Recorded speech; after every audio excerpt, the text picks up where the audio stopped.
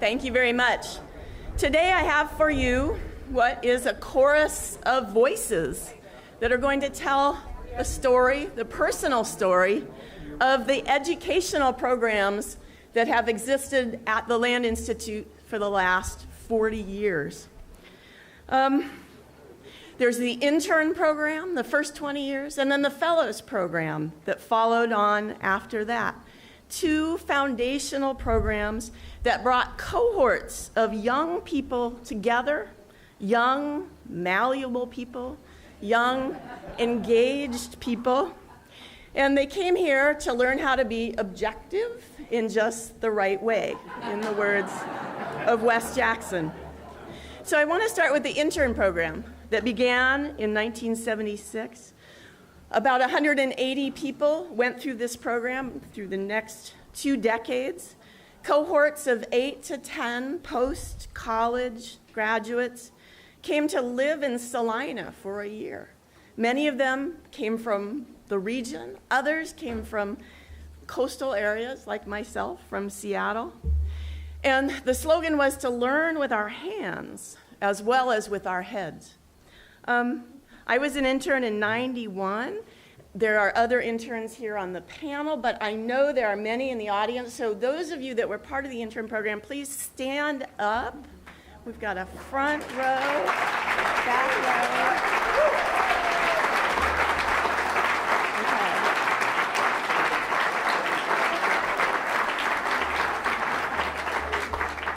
row. Okay, so these people came to learn with their hands as well as their heads. And there was a lot of hard labor involved in the intern program: hoeing, growing, mowing, and feeding ourselves.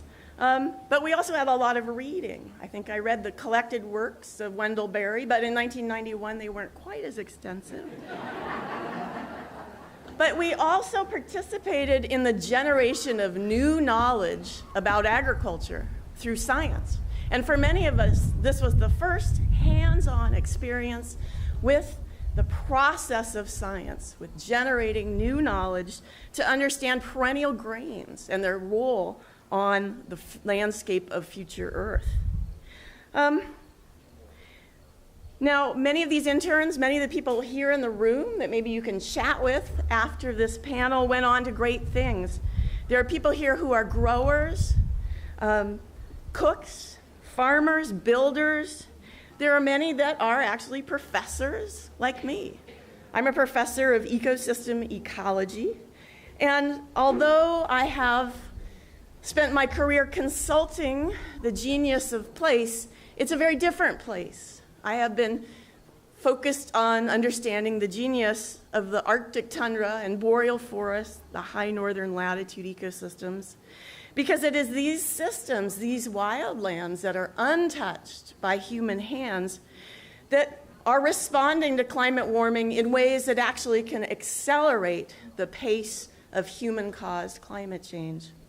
Now, several years ago, before I joined the board of directors, Wes came and saw me at the University of Florida when I was a professor at that time. And I remember him saying to me, well, that's interesting, Michelle. That's interesting work. It's even important work, but it's not going to feed people. And that is very true. So I think that part of the intern program, where we learned with our hands as well as our heads, we went forward into the world and we did many, many different things. But I think that Wes and others that were designing the educational programs at the Land realized that they needed to have a more targeted approach if they were going to, from the bottom, infiltrate agricultural research with these new ideas. And so in 1998, the Fellows Program began, and this was targeted at graduate students at land-grant institutions that were already committed to feeding people. So by infiltrating the gatekeepers of agricultural research, the Land Institute was going to bring to science these new ideas. 75 fellows spent, in most cases, 1 or 2 summers where they had one intensive week. And I've learned that they didn't work with their hands. It was all about their heads. And they learned about the work of the land and they learned about these foundational ideas that use nature as measure for a sustainable agriculture. So today in my chorus here, I have interns that span from the very first year throughout, a fellow, and what they're going to do is we're going to start out by having each person introduce themselves and say where they're from right now, the year they were at the Land Institute, the program they participated in, and then just briefly tell us why they came to the land. And so that's going to be our first rotation through the chorus. Then the second question that we're going to have each of these people address is how has his or her time at the Land Institute influenced the trajectory of their life, okay? Influenced what they have become today. Okay, so with that, I'm going to start out, I think, just on this end with Russ. And we've got a microphone, microphones that we're going to pass around. Well, it just seems like a few years ago, but the place has definitely grown since the time I was here. I started in 1976. I was one of the first ones here, probably, I think, and of that year, I was always kind of maybe late to get there or whatever, but I was probably the last student to sign up at that time that I did. I'd heard about the Land Institute from a friend of mine, and at that time, I had spent a year at K-State, another year at a junior college, and I was pretty disappointed with the university education. I then had a chance to work for a camping organization where we took kids out on 2-week camping trips, and we traveled all over the United States. So I really had started to feel connected to the land, and at that point, I remember doing an interview with Wes. He was wearing bib overalls. Went out and talked to him just a little bit, and just to hear his view and hear his ability to converse and use the language and engage you, I was sold. I mean, at that time, I think it cost $600 to be an intern, you know, and Wes was raising their family, Wes, and I have to give a lot of credit to Dana, too. She was a huge part of that first year that I was here. And I grew up on a small farm 35 miles from here. It was a dairy farm. I always felt connected to the land, but on a dairy farm, you know, you have to stop what you're doing. You have to milk cows, regardless of the time. And that part, I thought, I never want to come back to the farm. I never want to do that again. But that's where I ended up now, and a lot of that help was from Wes and from the Land Institute and from the people that I got to share with. There's two people here that I want to recognize, Nancy Vogelsberg and Sue Lycom. If you guys could stand up for just a moment.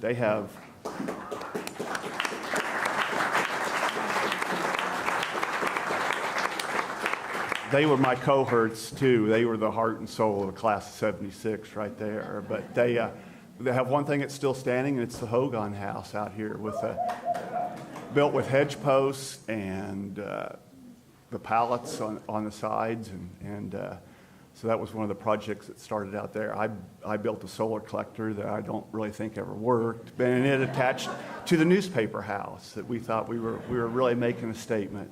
And so those things allowed us to grow, and that was my start in 1976 at the Land Institute, and then seeing the changes that went through in that has been absolutely amazing.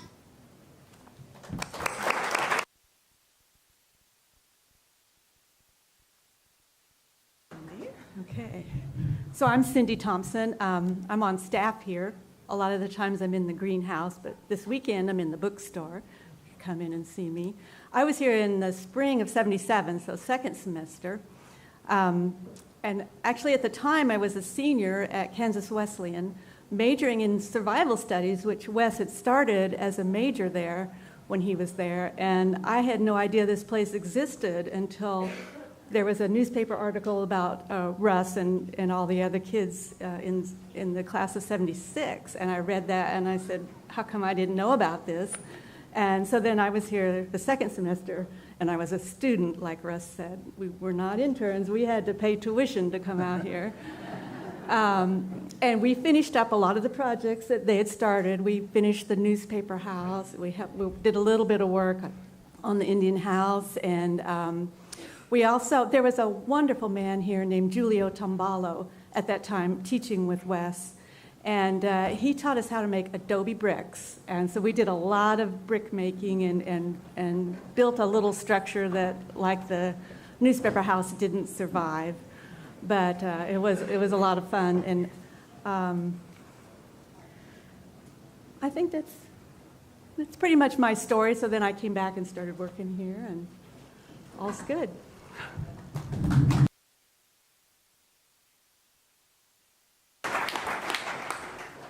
Well, hello. My name is Julia Olmstead, and I am currently a program officer at the McKnight Foundation in Minneapolis.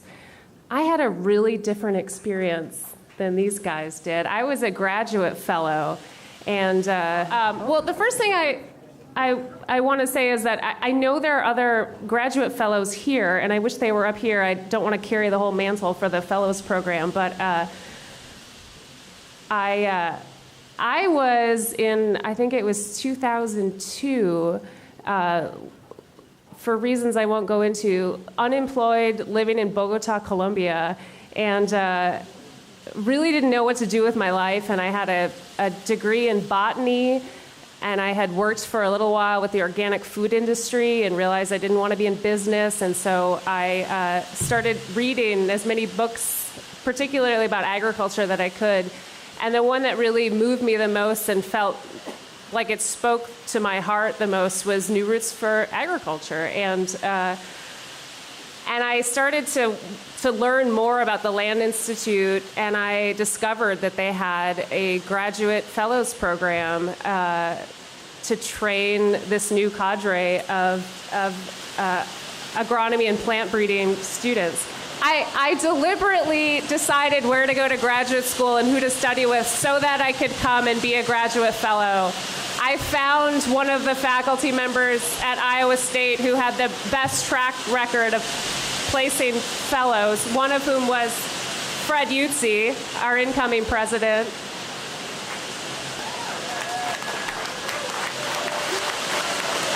My point is, hey, there's Valentin, another fellow. I see him. We had the most wonderful experience here. It was very different from the interns. The Land Institute, what Michelle didn't say, they funded our research. We were there at our home universities, and we would come every summer and spend a week in what I called at the time summer camp for radical agronomists.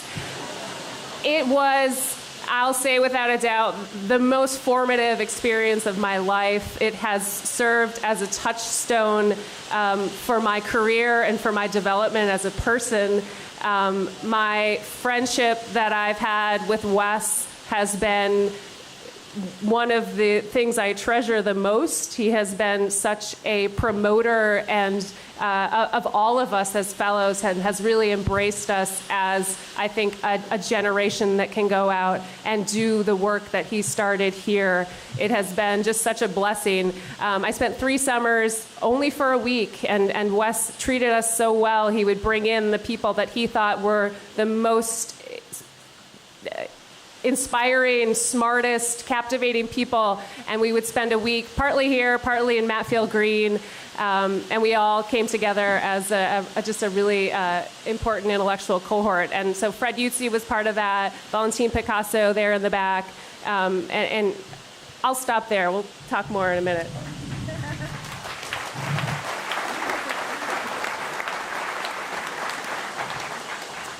So we're jumping back chronologically, I think almost maybe a dozen years prior to you. I'm Karen Finley, and I was an intern here in 1988. And I now live in Oregon. I think there are about 3 years in between my time here at the land and when I came to the farm where I live now. So I've been on the same farm since then. First and foremost, I think when I came here as an intern, the Land Institute was transitioning from the time of constructing structures and trying to apply technology of sustainable agriculture to exploring where transition and change was going to come. And we, each of us, had research work that we did, although we did not have the facility or the finances really behind the institution to complete a lot of research. We all did work on our own projects while we were here. First and foremost, I was influenced by the beautiful prairie when I came to Kansas. I came here from Colorado, and in my college education, I had, not as part of a class, but probably writing a paper or something, I had read The Unsettling of America, and that was really what brought me here, as well as Wes's book, New Roots. And I think all of us who came at that time really had that sense of it's time to settle America in a different way. And I think that I'm still kind of working on that issue myself. And the year that I was here definitely influenced that greatly. I made lifelong friends. I became intrigued by grasslands and prairie, and I went on to study grassland birds and grassland prairies as a student at the Oregon State.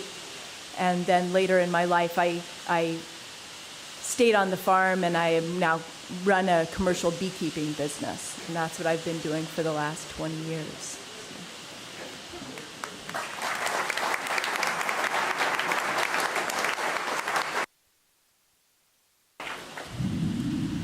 My name is Danielle Correa, and I was here in 1985, and I stayed on in 1986, and worked with many wonderful people. Our period here, the internship, we were actually paid to work, not much, grant you, not much. We spent the mornings studying. And those mornings with the warm-up, with the studies, were really influential on me. In the afternoons, we labored. We labored in the heat, in the Kansas heat, in the plots. Well, let me bring you back to how I got here. I had just finished my master's at Oregon State University in Corvallis in plant pathology. I was pretty disillusioned when I was finished there because the emphasis was on chemical control of pathogens. And I read, again, New Roots for Agriculture, and I came out here. And it shifted my life. It shifted it in that I met my husband here. Didn't come here looking for a husband, but I did find one. It just shifted in what my husband and I have been focused on throughout our time together, coming on 30 years in February, Wes. The work here really taught me about relationships. It broadened my understanding of ecosystems. It broadened my understanding of the whole ecological movement. The classes here were pretty instrumental in me understanding the history of the ecological movement. We read things like Wilderness of the American Mind, Nature's Economy, Wendell Berry's writings, The Unsettling of America, and things like that, on top of the work we did together in the field. It was an early time where we had scientists like Judy Soul, John Piper working with us. So in short, for this part of our talk, it was a fantastic time for me.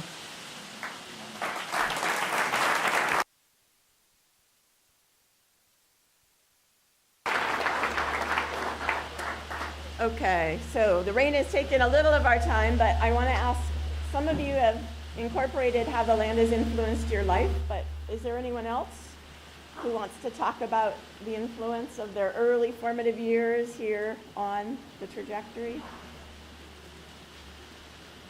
Julia? Well, I will give a very specific example. So my fellow, Valentine Picasso over there, is now a agronomy professor at the University of Wisconsin. And I recently moved over to the McKnight Foundation, but I was working for University of Wisconsin Extension prior to that. And we're on a grant together working to promote Kernza in the state of Wisconsin. So we're doing the work. We are doing the work. I mean, it's very real in our lives. And now that I work as a funder, I have this incredible opportunity to be an ally and promoter in a very different way of seeing that this all is not just an idea, but it's a reality, which I can tell you it's very, very quickly becoming. So, yeah.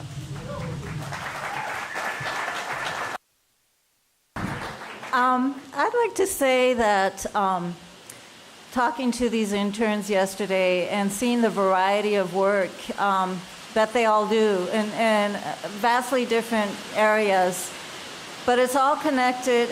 There's an infusion that's developed from the Land Institute, and it's the understanding of community, the importance of agriculture as the basis there, and also looking at, and this runs across our society, is looking at current energy.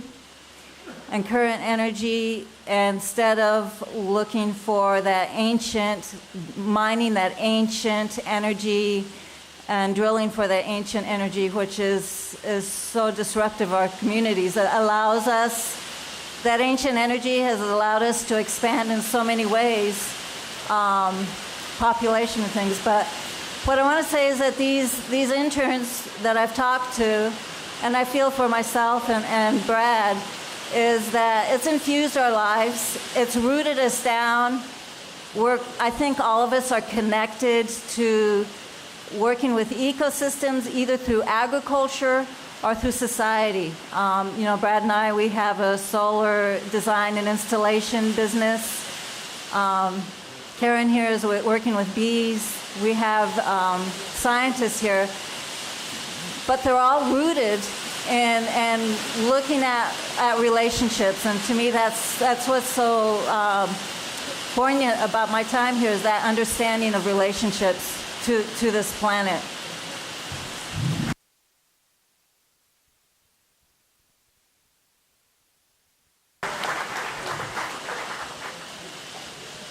There was some talk about the tenacity of the Land Institute, and there was an experience that I shared, or that we all did, all of us interns in 1976, was halfway through the semester. Well, first of all, our first project working together was to dig a hole for an outhouse. That was our group dynamic to get us all working together. And at that time, it was just the classroom in the house. We come back one day in October, the classroom had caught on fire, and everything was gone. Some things you can replace, some things you can't. But, all the books, everything that Wes and Dana had in that building was gone. And the first thing he told us was, the next day, was, hey, we can call it good. I will refund your money, and we will go on from here. And we all said, no, we're staying. We want to be part of this. And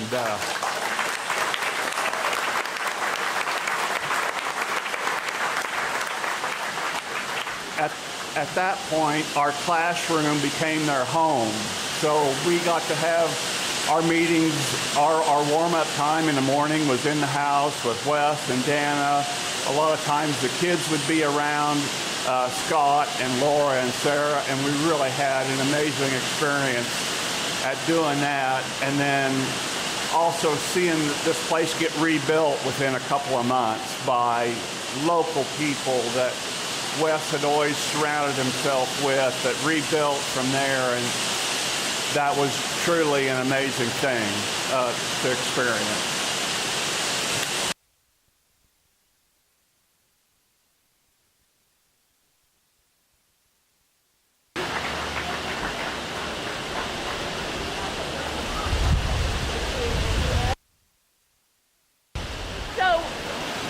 Can you hear me here? We're going to end here, but I want one last time all the interns and fellows to stand up. And I want interns and fellows to be a nucleus for conversations as we're being drowned out by the rain. So talk to the people around you. And I want to thank all of our panelists for sharing their experiences and for sharing the history, the personal history of education at the Land Institute. So thank you very much.